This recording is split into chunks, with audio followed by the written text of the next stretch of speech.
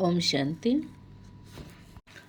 आज हम सुनेंगे बाबा के मधुर मधुर मीठे मीठे साकार महावाक्य 6 दिसंबर के। आज बाबा ने कहा, मीठे बच्चे, तुम अभी पुरुषोत्तम संगम युग पर हो। तुम अभी पुरुषोत्तम संगम युग पर हो। तुम्हें यहाँ रहते नई दुनिया को याद करना है और आत्मा को पावन बनाना है। मीठे बच्चे, तुम अभी पुरुषोत्तम संगम युग पर हो। तुम्हें यहाँ रहते नई दुनिया को याद करना है और आत्मा को पावन बनाना है। आज बाबा ने प्रश्न पूछा, बाप ने तुम्हें ऐसी कौन सी समझ दी है जिससे बुद्धि का ताला खुल गया? बाप ने तुम्हें ऐसी कौन सी समझ दी है जिससे बुद्धि का ताला खुल गया? तो बाबा ने बताया, बाप ने इस बेहद अनादि ड्रामा की ऐसी समझ दी है जिससे बुद्धि पर जो गोदरेज का ताला लगा था वह खुल गया। बाप ने इस बेहद अनादि ड्रामा की ऐसी समझ दी है जिससे बुद्धि पर जो गोदरेज का ताला लगा था वह खुल गया। पत्थर बुद्धि से पारस बुद्धि बन गए। बाप ने समझ दी कि इस ड्रामा में हर एक एक्टर का बाप ने समझ दी कि इस ड्रामा में हर एक एक्टर का अपना अपना अनादि पार्ट है। जिसने कल्प पहले जितना पढ़ा है वह अभी भी पढ़ेंगे, पुरुषार्थ कर अपना वर्षा लेंगे। ओम शांति। रूहानी बच्चों प्रति रूहानी बाप बैठ समझाते हैं। जब से बाप बना है तब से ही टीचर भी है और तब से ही सतगुरु के रूप में शिक्षा भी दे रहे हैं। बाबा के तीनों पाठ एक साथ हैं। बाप भी है, टीचर भी है, सतगुरु भी है। तो बाप बना तो साथ में टीचर भी बना और साथ ही साथ में सतगुरु भी। यह तो बच्चे समझते ही हैं, जबकि वह बाप है, टीचर है, गुरु है, तो छोटा बच्चा तो नहीं है ना। ऊंच से ऊंच, बड़े से बड़ा है। बाप जानते हैं यह सब मेरे बच्चे हैं। ड्रामा प्लान अनुसार पुकारा भी है कि आकर के हमको पावन दुनिया में ले चलो, परंतु समझते कुछ भी नहीं है। अभी तुम समझते हो पावन दुनिया सतयुग को, पतित दुनिया कलयुग को कहा जाता है। कहते भी हैं, आकर के हमको रावण की जेल से लिबरेट कर, दुखों से छुड़ाकर अपने शांति धाम सुख धाम में ले चलो। बाबा को पुकारते हैं, बुलाते हैं कि हमें इस रावण की जेल से छुड़ाओ, दुखों से छुड़ाओ और अपने घर शांति धाम सुख धाम में ले चलो। नाम दोनों अच्छे हैं, शांति धाम सुख धाम। मुक्ति जीवन मुक्ति व शांति धाम सुख धाम सिवाय तुम्हें बच्चों के और कोई की बुद्धि में नहीं है कि शांति धाम कहाँ है और सुख धाम कहाँ होता है। बिल्कुल ही बेसमझ हैं। तुम्हारी एम ऑब्जेक्ट ही समझदार बनने की है। बेसमझों के लिए एम ऑब्जेक्ट होती है कि ऐसा समझदार बनना है, तो सभी को सिखलाना है कि ये हमारी एम ऑब्जेक्ट है। क्या एम ऑब्जेक्ट है? मनुष्य से देवता बनना। ये है ही मनुष्यों की सृष्टि, वह है देवताओं की सृष्टि। सतयुग में है देवताओं की सृष्टि, तो जरूर मनुष्यों की सृष्टि कलयुग में होगी। अब मनुष्य से देवता बनना है तो जरूर पुरुषोत्तम संगम युग भी होगा। वह है देवताएं और यह है मनुष्य। कलयुग में है मनुष्य, सतयुग में है देवताएं। तो मनुष्य देवता कब बना? तो उसके लिए यह संगम युग है, जिसको पुरुषोत्तम भी कहा जाता है। देवताएं हैं समझदार, बाप ने ही ऐसा समझदार बनाया। बाप जो विश्व का मालिक है, भले मालिक बनता नहीं परंतु गाया तो जाता है ना। बेहद का बाप बेहद का सुख देने वाला है। बेहद का सुख होता ही है नई दुनिया में और बेहद का दुख होता है पुरानी दुनिया में। देवताओं के भी चित्र तुम्हारे सामने हैं, उन्हों का गायन भी है। आजकल तो 5 भूतों को भी पूजते रहते हैं। अभी बाप तुमको समझाते हैं, तुम हो पुरुषोत्तम संगम युग पर, तुम्हारे में भी नंबरवार पुरुषार्थ अनुसार जानते हैं। हमारी एक टांग स्वर्ग में, एक टांग नरक में है। रहते तो यहाँ है परंतु बुद्धि नई दुनिया में है और जो नई दुनिया में ले जाते हैं तो उनको याद करना है। तो नई दुनिया में ले जाने वाला कौन है? शिव बाबा। तो शिव बाबा को याद करना है। बाप की याद से ही तुम पवित्र बनते हो, ये शिव बाबा बैठ समझाते हैं। शिव जयंती मनाते तो जरूर है, परंतु शिव बाबा कब आया, क्या आकर किया, ये कुछ भी पता नहीं। शिवरात्रि मनाते हैं और श्री कृष्ण की भी जयंती मनाते हैं। वही अक्षर जो श्री कृष्ण के लिए कहते हैं वह शिव बाबा के लिए नहीं कहेंगे, क्योंकि श्री कृष्ण के लिए कहते हैं कृष्ण जयंती, और शिव बाबा की क्या मनाते हैं? शिवरात्रि। अर्थ कुछ भी नहीं जानते हैं। तो बाबा बता रहे थे, तो अर्थ कुछ भी नहीं जानती। उनकी जयंती क्यों और उनकी रात्रि क्यों? क्योंकि भगवान जो आते हैं तो वो कलयुग रूपी रात के अंदर आते हैं ताकि बुराइयों की अज्ञानता को खत्म कर सके। तो तुम बच्चों को अभी बाप ने अर्थ समझाया है। अथाह दुख है कलयुग के अंत में, फिर अथाह सुख होते हैं सतयुग में। यह तुम बच्चों को अभी ज्ञान मिला है। तुम आदि मध्य अंत को जानते हो। जिन्होंने कल्प पहले पढ़ा है वही अब पढ़ेंगे। जिसने जो पुरुषार्थ किया होगा वही करने लगेंगे और ऐसा ही पद भी पाएंगे। तुम्हारी बुद्धि में पूरा चक्र है, तुम ही उससे उच्च पद पाते हो, फिर तुम उतरते भी ऐसे हो। बाप ने समझाया है, यह जो भी मनुष्यों की आत्माएं हैं, माला तो है ना, सब नंबरवार आती है। हर एक एक्टर को अपना अपना पार्ट मिला हुआ है। किस समय किसको क्या पार्ट बजाना है, यह अनादि बना बनाया ड्रामा है जो बाप बैठकर समझाते हैं। अब जो तुमको बाप समझाते हैं वह अपने भाइयों को समझाना है। तुम्हारी बुद्धि में है कि हर 5000 वर्ष के बाद बाप आकर हमको समझाते हैं, हम फिर भाइयों को समझाते हैं। भाई भाई आत्मा के संबंध में है। बाबा कहते, इस समय तुम अपने को अशरीरी आत्मा समझो। आत्मा को ही अपने बाप को याद करना है पावन बनने के लिए। आत्मा पवित्र बनती है तो फिर शरीर भी पवित्र मिलता है। आत्मा अपवित्र तो जीवर भी अपवित्र। नंबरवार तो होते ही है। फीचर्स एक्टिविटी एक न मिले दूसरे से। नंबरवार सब अपना अपना पार्ट बजाते हैं, फर्क नहीं पड़ सकता। नाटक में वही सीन देखेंगे, कौन सी जो कल देखी होगी वही रिपीट होगी। ये फिर बेहद का और कल का ड्रामा है। कल तुमको समझाया था, तुमने राजाई ली थी, फिर राजाई गवा दी। आज फिर समझा रहे हैं। किस लिए समझा रहे हैं? राजाई पाने के लिए। तो बाबा ने कहा, ये जो सृष्टि चक्र का खेल है ये आज और कल का ही है। जैसे कल बाबा हमें 5000 वर्ष पहले भी समझा के गया तो वो कल की ही बात है, आज फिर समझा रहे हैं। आज भारत पुराना नर्क है, कल नया स्वर्ग होगा। तुम्हारी बुद्धि में है कि अभी हम नई दुनिया में जा रहे हैं, श्रीमत पर श्रेष्ठ बन रहे हैं। श्रेष्ठ जरूर श्रेष्ठ सृष्टि पर रहेंगे। ये लक्ष्मी नारायण श्रेष्ठ है तो श्रेष्ठ स्वर्ग में रहते हैं। जो भ्रष्ट होते हैं वह नरक में रहते हैं। तो ये राज भी अभी तुम समझते हो। इस बेहद के ड्रामा को जब कोई अच्छी रीति समझे तब बुद्धि में बैठे। शिवरात्रि भी मनाते हैं परंतु जानते कुछ भी नहीं। तो अब तुम बच्चों को रिफ्रेश करना होता है, तुम फिर औरों को भी रिफ्रेश करते हो। अभी तुमको ज्ञान मिल रहा है, फिर सदगति को पा लेंगे।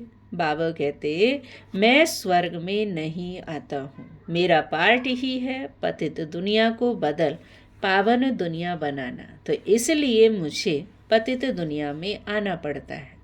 वहाँ तो तुम्हारे पास कारुण का खजाना होता है, यहाँ तो कंगाल हैं। इसलिए बाप को बुलाते हैं कि आकर बेहद का वर्षा दो।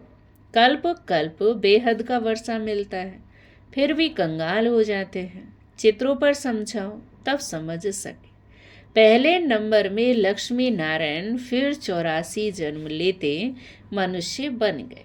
ये ज्ञान अभी तुम बच्चों को मिला है। तुम जानते हो कि आज से 5000 वर्षों पहले आदि सनातन देवी देवता धर्म था, जिसको वैकुंठ, पैराडाइस, डीटी वर्ल्ड भी कहते हैं। अभी तो नहीं कहेंगे, अभी तो डेविल वर्ल्ड है। डेविल वर्ल्ड की एंड डीटी वर्ल्ड की आदि का अब संगम है, कलयुग का अंत, सतयुग का संगम। क्योंकि कलयुग है आसुरी दुनिया, सतयुग है दैवी दुनिया, अभी दोनों युगों का बीच का समय है संगम। ये बातें अभी तुम समझते हो और कोई के मुख से सुन न सके, बाप ही आकर इनका मुख लेते हैं। किसका? ब्रह्मा बाबा का। मुख किसका लेंगे? नहीं तो समझते नहीं हैं। बाप की सवारी किस पर होगी? जैसे तुम्हारी आत्मा की शरीर पर सवारी है ना, तो शिव बाबा को तो अपनी सवारी है नहीं, तो उनको मुख जरूर चाहिए, नहीं तो राजयोग कैसे सिखाएं? प्रेरणा से तो नहीं सीखेंगे। तो इसलिए ब्रह्मा बाबा का तन शिव बाबा लेते हैं, उस पर सवारी करते हैं और उनके मुख के द्वारा हमको ये ज्ञान देते हैं, ये रत्न देते हैं। तो बाबा बता रहे थे, तो ये सब बातें दिल में नोट करनी है।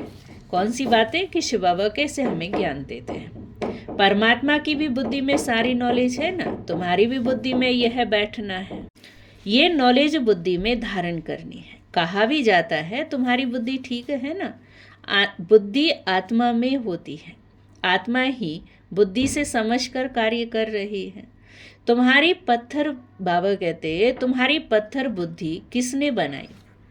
जो बुद्धि है वो पत्थर बुद्धि किसने बनाई? अभी समझते हो रावण ने हमारी बुद्धि क्या बना दी। कल तुम ड्रामा को नहीं जानते थे। बुद्धि को एकदम गोदरेज का ताला लगा हुआ था, गॉड अक्षर तो आता था। बाप जो बुद्धि देते हैं वह बदल कर पत्थर बुद्धि हो जाती है। कहाँ? गोदरेज है ना, तो बाबा बता रहे हैं। फिर बाप आकर ताला खोलते हैं।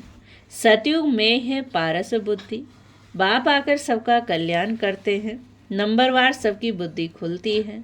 फिर एक दो के पीछे आते रहते हैं। ऊपर में तो कोई रह न सके, पति तो वहाँ रह न सके, बाप पावन बनाकर पावन दुनिया में ले जाते हैं। वहाँ सब पावन आत्माएं रहती हैं, वह है निराकारी सृष्टि। तुम बच्चों को अभी सब मालूम पड़ा है, इसलिए अपना घर भी जैसे बहुत नज़दीक दिखाई पड़ता है। तुम्हारा घर से बहुत प्यार है, तुम्हारे जैसा प्यार तो और कोई का है ही नहीं। तुम्हारे में भी नंबरवार है, जिनका बाप के साथ लव है उनका घर के साथ भी लव होगा। मुरब्बी बच्चे होते हैं ना, तुम समझते हो यहाँ जो अच्छी रीति पुरुषार्थ कर मुरब्बी बच्चा बनेंगे वही ऊंच पद पाएंगे। छोटे अथवा बड़े शरीर के ऊपर नहीं है, ज्ञान और योग में जो मस्त हैं वह बड़े हैं। कई छोटे छोटे बच्चे भी ज्ञान योग में तीखे हैं तो बड़ों को पढ़ाते हैं, नहीं तो कायदा है बड़े छोटों को पढ़ाते हैं। आज कल तो मिड गेट भी हो जाते हैं, यूँ तो सब आत्माएं मिड गेट हैं, आत्मा बिंदी है, उनका क्या भजन करें? सितारा है ना, मनुष्य लोग सितारा नाम सुन ऊपर में देख। तो बाबा बता रहे हैं तुम सितारा नाम सुन अपने को देखते हो कि मैं आत्मा सितारा हूँ। धरती के सितारे तुम हो, वह आसमान के जो जड़ हैं तुम हो चैतन्य। उनमें तो फेर बदल कुछ नहीं होता है। तुम तो 84 जन्म लेते हो, कितना बड़ा पार्ट बजाते हो, पार्ट बजाते बजाते चमक फिर डल हो जाती है, बैटरी डिस्चार्ज हो जाती है। फिर बाप आकर भिन्न भिन्न प्रकार से समझाते हैं, क्योंकि तुम्हारी आत्मा उझाई हुई है, ताकत जो भरी थी वह खलास हो गई। अब फिर बाप के द्वारा ताकत भरते हो। तुम अपनी बैटरी चार्ज कर रहे हो। कैसे चार्ज कर रहे हो? बाबा को याद करके, योग के द्वारा। इसमें माया भी बहुत विघ्न डालती है, बैटरी चार्ज करने नहीं देती। तुम चैतन्य बैटरियां हो, जानते हो बाप के साथ योग लगाने से हम सतो प्रधान बनेंगे। अभी तमो प्रधान बने हैं। उस हद की पढ़ाई और इस बेहद की पढ़ाई में बहुत फर्क है। कैसे? नंबरवार सब आत्माएं ऊपर जाती हैं, फिर अपने समय पर पाठ बजाने आना है। सबको अपना अविनाशी पाठ मिला हुआ है। तुमने 84 का पाठ कितनी बार बजाया होगा? तुम्हारी बैटरी कितनी बार चार्ज और डिस्चार्ज हुई है? जब जानते हो हमारी बैटरी डिस्चार्ज है तो फिर चार्ज करने में क्यों देरी करनी चाहिए? परंतु माया बैटरी चार्ज करने नहीं देती। माया बैटरी चार्ज करना तुमको भुला देती है, घड़ी घड़ी बैटरी डिस्चार्ज करा देती है। कोशिश करते हो बाप को याद करने की, परंतु कर नहीं सकते हो। तुम्हारे में जो बैटरी चार्ज कर सतो प्रधान तक नज़दीक आते हैं, उन बाबा कहते नज़दीक आते हैं, उनसे भी कभी कभी माया गफलत कराए बैटरी डिस्चार्ज कर देती है। यह पिछाड़ी तक होता रहेगा, यह सब पिछाड़ी तक होता रहेगा। फिर जब लड़ाई का अंत होता है तो सब खत्म हो जाते हैं। फिर जिसकी जितनी बैटरी चार्ज हुई होगी उस अनुसार पद पाएंगे। सभी आत्माएं बाप के बच्चे हैं, बाप ही आकर सबकी बैटरी चार्ज कराते हैं। खेल कैसा वंडरफुल बना हुआ है। बाप के साथ योग लगाने से घड़ी घड़ी हट जाते हैं तो कितना नुकसान होता है। न हटे उसके लिए पुरुषार्थ कराया जाता है। पुरुषार्थ करते करते जब समाप्ति होती है तो फिर नंबरवार पुरुषार्थ अनुसार तुम्हारा पार्ट पूरा होता है। जैसे कल्प कल्प होता है, आत्माओं की माला बनती रहती है। तुम बच्चे जानते हो रुद्राक्ष की माला है, विष्णु की भी माला है। पहले नंबर में तो उनकी माला रखेंगे। बाप देवी दुनिया रचते हैं ना, जैसे रुद्र माला है वैसे रुंड माला भी है। ब्राह्मणों की माला तो अभी बन नहीं सकेगी, बदली सदली होती रहती है। फाइनल तब होंगे जब रुद्र माला बनेगी। ये ब्राह्मणों की भी माला है, परंतु इस समय नहीं बन सकती। वास्तव में प्रजापिता ब्रह्मा की सब संतान है। शिव बाबा की संतान की भी माला है, विष्णु की भी माला कहेंगे। तुम ब्राह्मण बनते हो तो ब्रह्मा की और शिव की माला चाहिए। ये सारा ज्ञान बुद्धि में नंबरवार है। सुनते तो सभी हैं, परंतु कोई का उस समय ही कानों से निकल जाता है। इसलिए सबकी बुद्धि में ये ज्ञान नंबरवार है। सुनते ही नहीं, कोई तो पढ़ते ही नहीं, उनको पता ही नहीं कि हमको भगवान पढ़ाने आए हैं। पढ़ते ही नहीं हैं, नहीं तो इस पढ़ाई की तो कितनी खुशी होनी चाहिए और खुशी से ये पढ़ाई पढ़नी चाहिए। परंतु बाबा कहते क्या कहेंगे, उनको पता ही नहीं है।